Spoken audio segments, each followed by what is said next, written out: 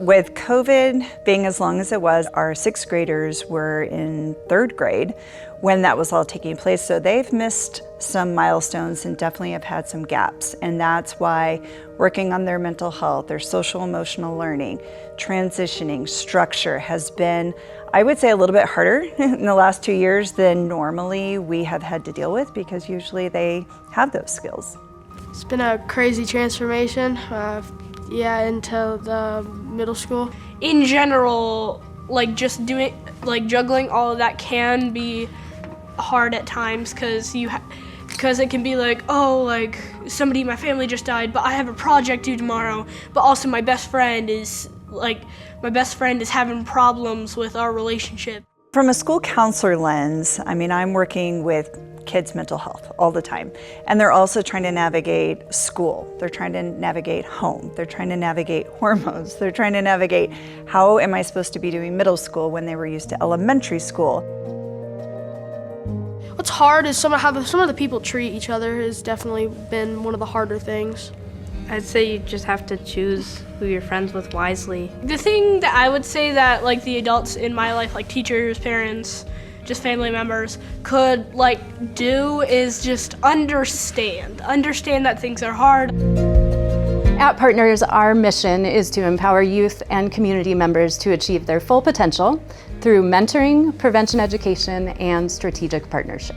Prevention education has grown a lot over the last several years. In particular, we've had a lot of requests from various schools to provide prevention education curriculum for large groups of students. This past year, we've had the opportunity to work with entire grade levels, particularly in a couple of middle schools in the area. We're working on social emotional learning, how to regulate the nervous system, how to have those healthy conversations. And I love the common language. That part is really nice because all the teachers have the same language because we're all in the sessions and the classes, and so we're all using the same language, and the kids know it. The foundation of BrainWise really starts off with Wise Way number 1, which is about brain development. So it focuses on our wizard brain versus our lizard brain, which is really our thinking brain versus our reaction brain, and how we can implement information that we know about brain development in order to make better decisions for the future.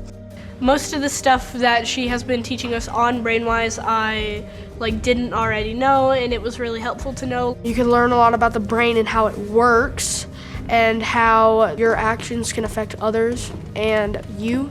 One of the wise ways that we talk about in BrainWise is building a constellation of support. And so what that actually looks like is being able to identify those in our life who are particularly supportive to us and what those key characteristics might look like. She taught us how to go to our constellation of support, but also by teaching us how to go to our constellation of support, she taught us also how to be one ourselves. Yeah.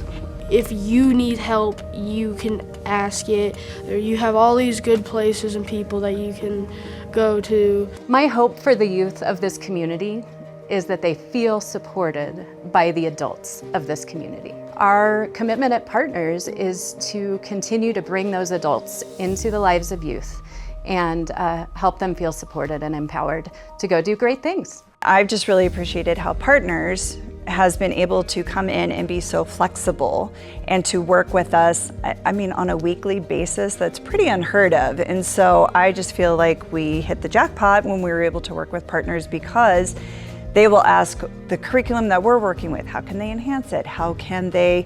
What do we need to do to modify it, et cetera, just to kind of tailor to each grade level. I feel like it's important to really get to know the young people that I work with, because they have really interesting insights and have similar humor to myself. And so being able to hear what they're sort of experiencing on a day-to-day basis allows me to get a better idea of me sort of fitting into their classroom and all of us learning together. She just can interact with us in a way that we understand and we know. It's like she is in a middle schooler's mind and knows exactly what we're thinking and what we're feeling about. And I think that's really special and cool. One of the things we always talk about in middle school is we don't always get to see the end result because of the age they are.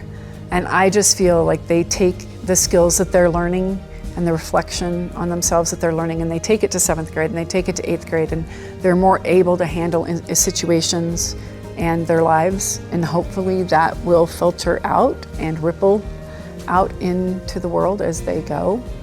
It really, to me, shows that our school really cares about us and cares about our well-being.